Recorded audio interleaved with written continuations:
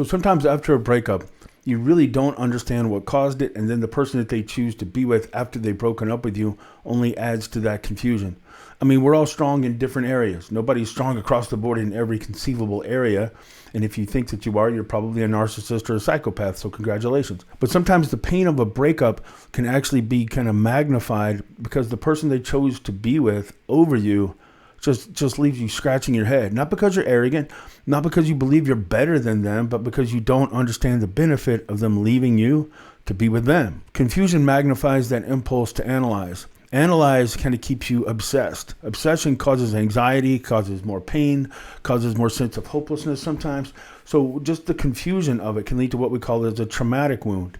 So not only are you dealing with the pain of the breakup, you can't even get the understanding of why you lost that person. So these kind of breakups, as silly as that might sound, can actually be more painful. So I wanted to explain some of the principles that happen in situations like that. Number one, the first thing to understand, and it's a cliche, but it's true, opposites really do attract. As long as you agree on life goals and moral code, chances are, not always, but chances are the person that you're going to feel that strongest chemistry with, what they call electricity, usually comes from the aspect of that person that you already agree with morally and agree with in life goals, has attributes and characteristics that you don't have. It's harder to be impressed with somebody who has the abilities that you have. Like if you have a sense of humor and somebody else comes along with a sense of humor, that's not mysterious to you. That's not going to cause this spike in attraction and admiration. And don't get me wrong, it's nice to have commonality, but at the same time, somebody who doesn't have a sense of humor, who hangs out with a comedian, is going to be blown away. It's just going to be so impressed and just like, how do you do that? I don't understand how your mind works. If a comedian hangs out with a comedian, they have a good time, but they're not overly impressed with each other. A millionaire hanging out with a millionaire is not going to be as impressed. A genius hanging out with a genius is not going to be as impressed. So I hope this principle is making sense. But if you're with somebody that has attributes, characteristics, and skills, accomplishments, achievements that you don't have, then you're going to feel what they call the electricity, that chemistry. A lot of times that's what it is. And it's not necessarily a shallow thing. It's a natural thing. It helps us find people that balance us out. Take a look at the people that you know. Take a look at your parents, your grandparents, people that you know that have been together for a long time. Even in the fictional world, you're going to see this principle being played out because it comes the closest to hitting and matching natural life. Han Solo and Princess Leia, Lois Lane, Clark Kent. You get the idea. So in a lot of cases, the person that is now your ex, when they were falling for you, they were impressed with a lot of the things that you could do, things about your personality, characteristics that you have, maybe accomplishments that you've already achieved that they were just impressed with. In the beginning, it creates admiration and it magnifies that limerence. But nature's joke is the longer you stay with somebody that has that opposite wiring, the easier it is for it to slip from admiration to judgment. Like I can use me and my wife as a good example. She likes the fact that I'm a little bit bold. She likes the fact that I'm a little bit outgoing, that I'm extroverted. I've done stand-up comedy before. I've been in commercials before. And she likes the fact that I have that kind of outgoing personality. Why? Well, because she's more introverted. She keeps to herself. Now, she's got an amazing mind. I mean, her IQ is through the ceiling. She's very impressive. Whatever she does, she has a very high level of excellence with whatever she's got her focus on, whatever she's got the responsibility for. You can trust that it's not only going to be done, it's going to be done to a very high standard. But she's more humble. She's more pulled back. She's more analytical from a quiet point of view. And I admire that humility. I admire how much she doesn't need the spotlight. She really is she's just kind of this inspiring heart that creates a sense of admiration because I'm not wired that way, but I admire it. But we've been together now for 10 years, and there are some times which she would rather trade in some of that creativity that she admires in me and rather have somebody that is more detail-oriented when it comes to paying the bills, when it comes to sticking to the budget, when it comes to not leaving clutter in the room. And I don't even know that I'm leaving clutter. To me, I'm just going to go in and make a peanut butter and jelly sandwich. She comes home from work and there's like bread over here and there's a napkin over here and there's a mustard stain over here and there's a dirty knife. Somehow the dirty knife is what? Sitting on the living room couch side cushion? That doesn't even make sense. And I can't tell her how it got there. So in other words, the very attributes that create the admiration at the beginning can start to create that sense of, why can't you be more like me? You can start to get this frustration, this irritation, and a lack of understanding why the other person can't live up to your natural gifts. And I could say, well, when we go out with friends, why aren't you more extroverted? I'm extroverted. Why aren't you more talkative? I am.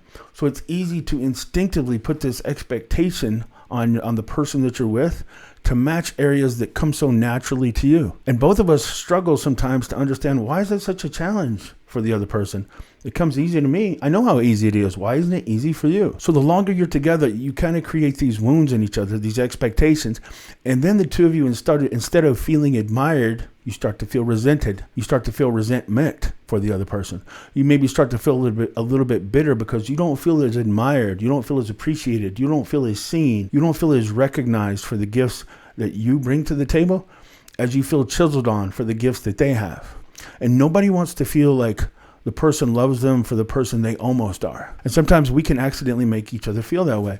And neither one of us want to feel like, okay, great, so you're in love with the person I almost am. If you just made me a little bit better, then I'd be the perfect person because I'd be a little bit more like you. One or both people can go through that in a relationship. And after you get the wounds of being with each other long enough, if somebody else enters into the picture, and God forbid this happens, but sometimes I can just explain it easier from my perspective. If another man entered into my wife's circle, and he was really good with details, and he was really good with budgeting, and he was really good with not leaving his socks all over the table, and he was wired more like her. Now, normally that natural attraction wouldn't be there as much, but she's just spent 10 years with somebody that has kind of irritated this one expectation or irritated multiple areas of frustration. Now this new person comes into the picture, and maybe he soothes all the wounds and makes her feel a sense of peace in all the areas that she's felt frustrated. Maybe he makes her feel seen. Maybe he makes her feel understood, recognized, and valued in ways that I've lost the ability to because I lost the ability to see things from her perspective. Why? Because I feel judged on my perspective. I don't feel like I'm heard or as admired as I used to be. So I'm feeling lonely. She's feeling lonely. Somebody said this idiotic phrase to us one time: communication is the key. So we keep hammering each other with how we feel, with more and more frustration, with more and more intensity, because we're both trying to let the other one know that we're reaching our breaking point, but we're not engaging and understanding the other person's point of view. And we don't remember what created that attraction. We don't remember what created that limerence in the first place.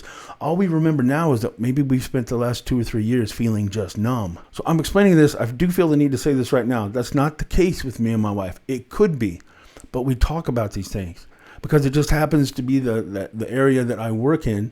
We have these ongoing communications. We actively work on trying to understand the other person's perspective more than we're pushing, promoting, and trying to defend our own. So it keeps us together. We keep that admiration strong. We keep the admiration stronger than the frustration. But it's work. It's intentional. It's not natural.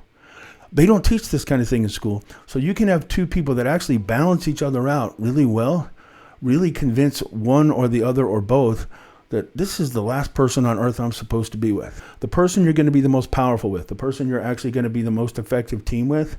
After enough time, at some point, you will become convinced that they're the last person on earth you're supposed to be with. It's not true, but it can sure feel true. So a lot of times they're drawn to somebody that's not actually even their most natural and powerful chemistry match, but they're actually picking that other person because of the wounds that they've collected through their time with you. But to you, it seems very confusing. Now, the good news is what I just described is actually a rebound relationship.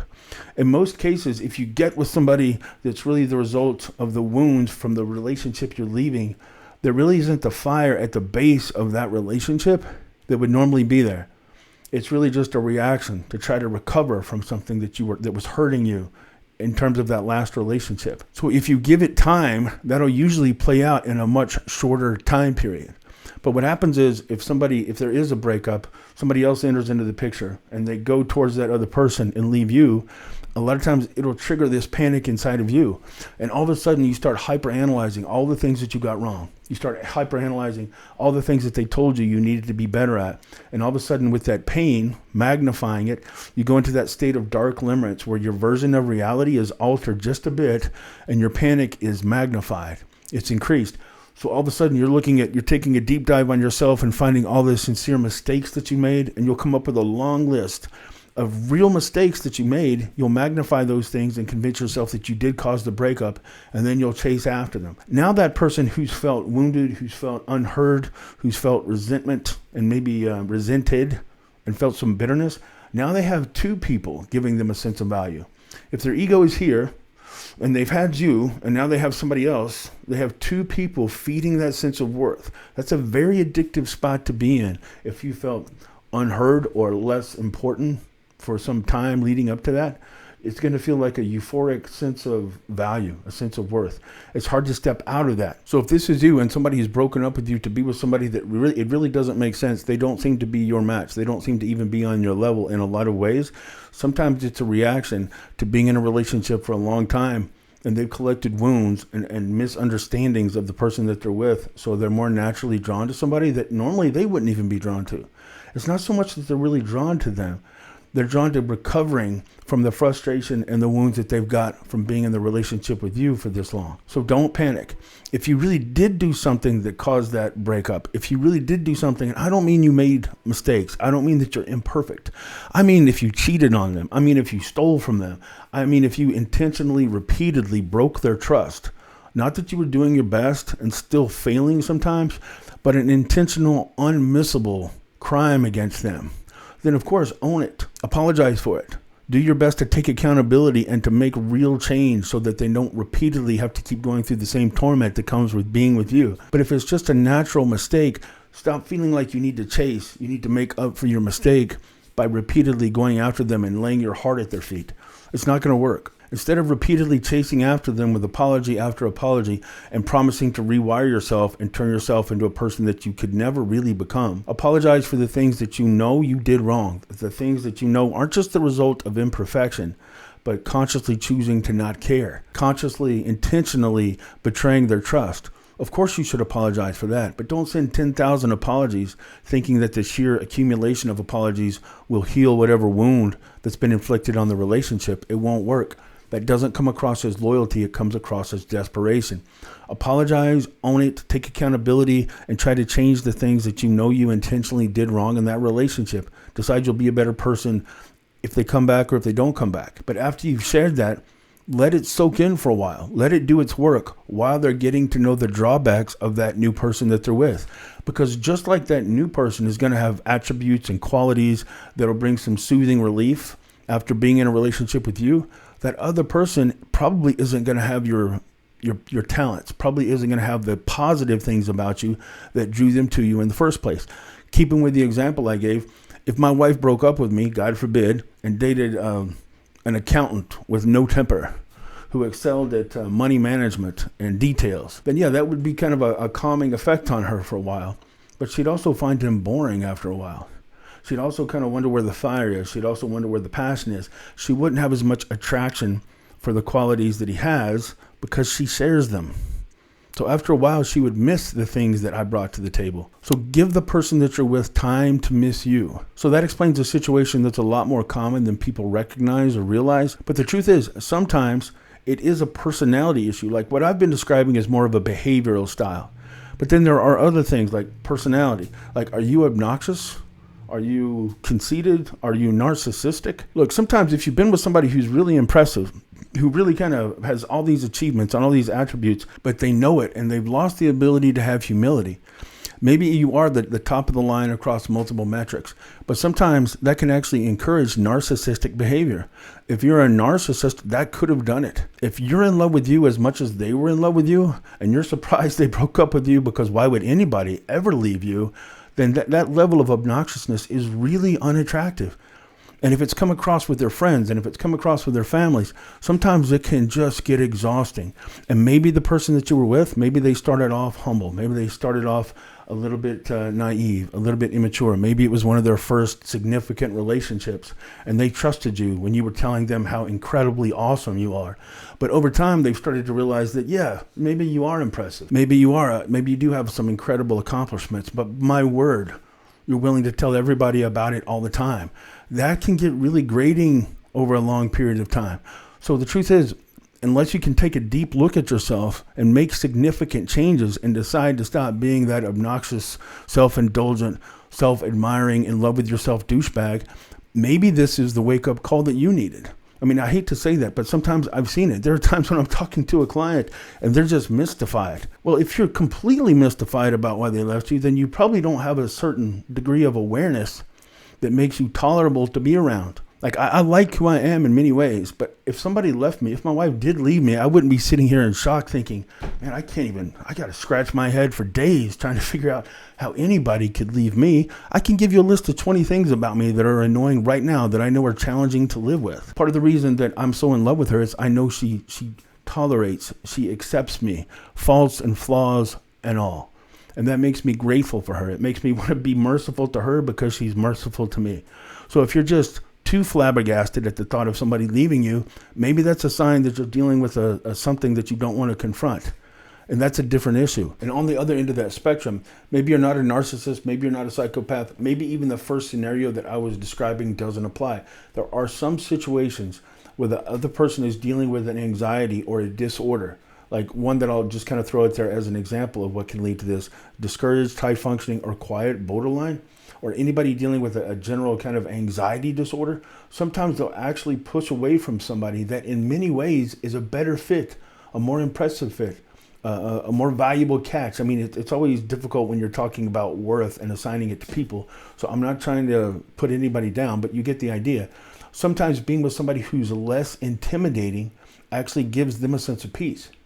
And they get two things. Number one, they get that sense of control. They get that sense of self-worth because they were able to break up with a person who most people would agree is this level, high level person. The person that for a while they assumed they could never even catch the heart of.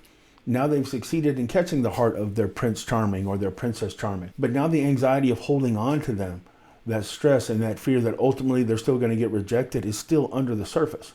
So if they break up with this person, that gives them a sense of worth because they must be this if they're breaking up with this person. And now they're with somebody who's not as intimidating, who doesn't create that sense of anxiety, who isn't even impressive enough to create that sense of loss.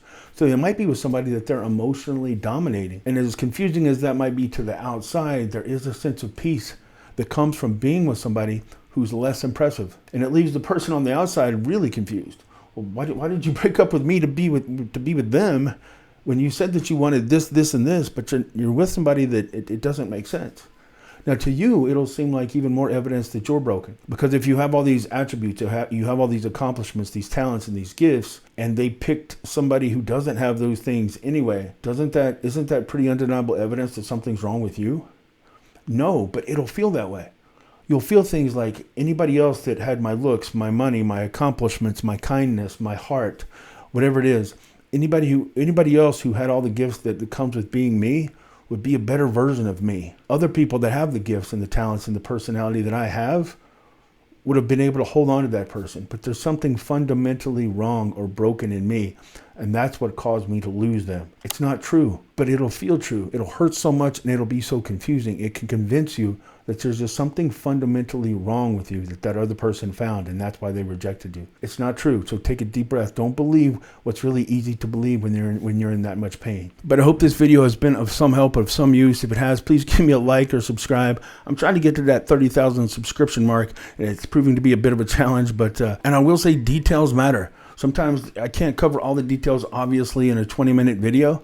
But if the details matter and it still seems confusing, you can set up a call with me at realcoachken.com. And I'd love to talk about your individual situation. I don't give just boilerplate template advice. I really want to listen to the details and find out what happened in your situation.